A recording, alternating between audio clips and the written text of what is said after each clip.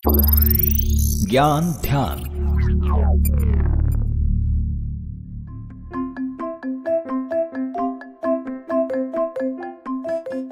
किसी के मरने के बाद उसकी मौत के कारणों का पता लगाना है तो मुश्किल काम, लेकिन जरूरी हो जाता है ताकि जांच और न्याय की प्रक्रिया को आगे बढ़ाया जा सके।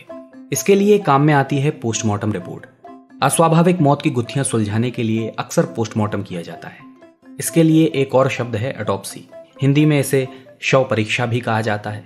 आमतौर पर यह दो तरह की होती है। पहली तो शारीरिक, जिसमें शरीर के अंदर बाहर परीक्षण किया जाता है, चीड़फाड़ करके मौत के कारणों का पता लगाया जाता है, मसलन मौत की वजह बीमारी है या कोई दुर्घटना।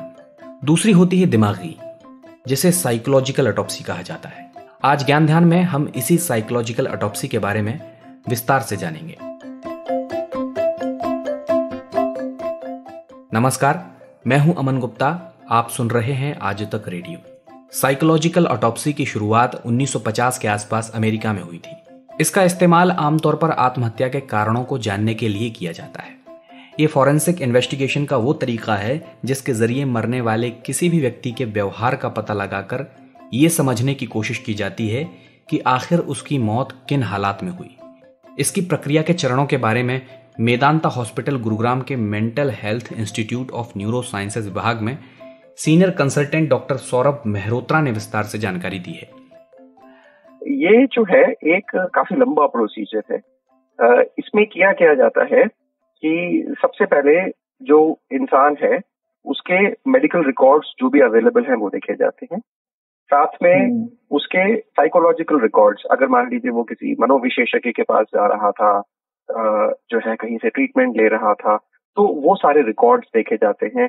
जो मनोविशेषज्ञ ने, साइकाइट्रिस्ट या साइकोलॉजिस्ट ने जो भी अपनी फाइंडिंग्स रिकॉर्ड की हैं, वो फाइंडिंग्स को देखा जाता है, उनको एनालाइज किया जाता है। फिर इंसान के जो है वो सोशल मीडिया अकाउंट्स देखे जाते हैं कि ईमेल्स कम्युनिकेशन, व्हाट्सएप कम्युनिकेशन, आज की डेट में ट्विटर के ऊपर कम्युनिकेशन, तो ये सारी जो चीजें हैं, ये सब इंफॉर्मेशन इकट्ठा की जाती है। This is one of the steps, और इस इंफॉर्मेशन को बहुत मेटिकुलसली जो है यूटिलाइज किया जाता है। तो जिसको हम कहते हैं हिस्टोरिकल कलेक्शन ऑफ जो है डेटा, ये एक चीज है।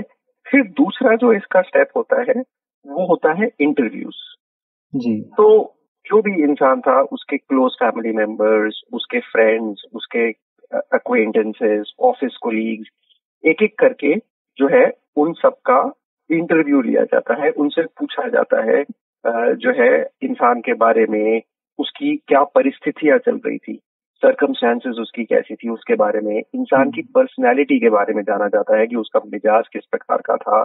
हम ये पता करने की कोशिश करते हैं कि क्या वो जो है किसी स्ट्रेस से गुजर रहा था, जैसे मैंने बताया परिस्थितियां, क्या वो किसी प्रकार के नशे का इस्तेमाल कर रहा था। और हम ये भी पता करने की कोशिश करते हैं कि आम तौर पे जब लाइफ में उसके कोई स्ट्रेस आता था या कोई डिफिकल्टी आती थी तो वो किस तरीके से उन परिस्थितियों को कोप करता था। तो ये एक सेकेंड पार्ट ऑफ जो है द ऑटोप्सी होता है, जिसमें हम मल्टीपल इंटरव्यूज के थ्रू जो है, कई लोगों के इंटरव्यूज के थ्रू जो उस इंसान से क्लोजली एसोसिएटेड थे, हम फर्दर इंफॉर्मेशन गैदर करते हैं। और फाइनली जो है इसमें ये भी किया जाता है कि जब इंसान की डेथ हुई तो उस जो है डेथ के पहले का जो सीन है उसको रिक्रिएट करने की कोशिश की जाती है। खासतौर से प्रायर टू द डेथ क्या उसका मानसिक स्टेट था, वो किससे मिला, क्या वो जो है किसी स्ट्रेस से गुजर रहा था। तो थर्ड पार्ट होता है कि फिर हम उसको एनालाइज करते हैं। हम इस सारी इंफॉर्मेशन को इकट्ठा करने के बाद इसको हम एनालाइज करते हैं कि जो है ये हमें किस तरफ इंडिकेट कर रहा है कि क्या परिस्थितियां रही होंगी, क्या उस इंसान का मानसिक स्टेट या मेंटल स्टेट रहा होगा। एंड एनालिसिस के बाद हम एक अपने ओपिनियन या हाइपोथेसिस के ऊपर आते हैं। इसमें कोई फिक्स्ड टाइम नहीं है कि इसमें जो है कितने टाइम फ्रेम में ये हो जाना चाहिए। और जहां तक मेरा अंदाजा है विद इन 2 to 3 months ये सारी प्रतिक्रिया कंप्लीट हो जाती है और रिपोर्ट उसकी तैयार हो जानी चाहिए। हालांकि साइकोलॉजिकल ऑटोप्सी की अपने आप में कोई कानूनी मान्यता नहीं है। इसकी रिपोर्ट को केवल एक सपोर्टिव डॉक्यूमेंट के तौर पर माना जाता है। घटना के स्थान पर जो कुछ भी हुआ उसकी जानकारी को केवल ये सपोर्ट करती है। इस ऑटोप्सी की क्या सीमाएं हैं और किस तरह की चुनौतियां होती हैं, इस पर डॉक्टर सौरभ मेहरोत्रा का क्या कहना है, सुनिए। के डेफिनेटली लिमिटेशंस हैं, क्योंकि हम एक इंसान जो अब अवेलेबल नहीं है, पर्सन हैज डाइड, हम उसके मेंटल स्टेट को रिक्रिएट करने की कोशिश कर रहे हैं कि उसके क्या विचार रहे होंगे प्रायर टू द इवेंट, किस प्रकार के विचार रहे होंगे, किस प्रकार की परिस्थितियों से गुजर रहा होगा। तो ये अपने आप में एक बहुत डिफिकल्ट काम है, ये अपने आप में बहुत डिफिकल्ट काम है, और जिस चीज को आप 100% प्रूव नहीं कर सकते, उसमें रिलायबिलिटी इश्यूज आ ही जाते हैं। फाइनली आप जो इंफॉर्मेशन कलेक्ट कर रहे हैं उसके ऊपर भी कई चीजें डिपेंड करती हैं, और कई बार जो इंफॉर्मेशन प्रोवाइड कर रहा है उसके मन में भी एक प्रकार का बायस हो सकता है। फॉर और अगेंस्ट दोनों ही परिस्थितियों में एक बायस हो सकता है, और उस बायस की वजह से हमें जो इंफॉर्मेशन मिलती है वो भी एक पर्टिकुलर टाइप की इंफॉर्मेशन मिल सकती है।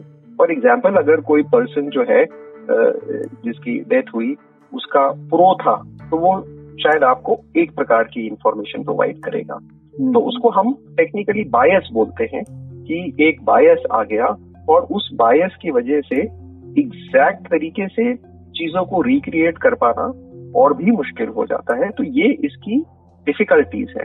सीबीआई इसी साइकोलॉजिकल ऑटोप्सी से सुशांत सिंह की मौत की वजह तलाशने में जुटी है। हालांकि इससे पहले सुनंदा पुष्कर की रहस्यमयी मौत के मामले में और बुराड़ी में 11 लोगों की सामूहिक खुदकुशी के मामले में दिल्ली पुलिस ने साइकोलॉजिकल ऑटोप्सी का ही सहारा लिया था। इसके नतीजे भी काफी उम्मीद जगाने वाले थे। तो ज्ञान ध्यान में आज इतना ही। ये जानकारी आपको कैसी लगी ये आप हमें radio@aajtak.com पर ईमेल करके बता सकते हैं। इसके अलावा आपके मन में भी किसी चीज को लेकर जिज्ञासा है, आप उसके बारे में जानना चाहते हैं, हमारी मौजूदगी अब सोशल मीडिया के तमाम प्लेटफॉर्म्स पर भी है, जैसे फेसबुक, ट्विटर, इंस्टाग्राम और यूट्यूब।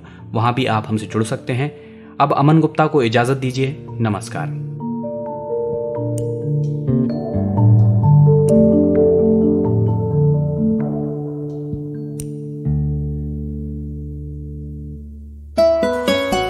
आज तक रेडियो सुनता है सारा जहां।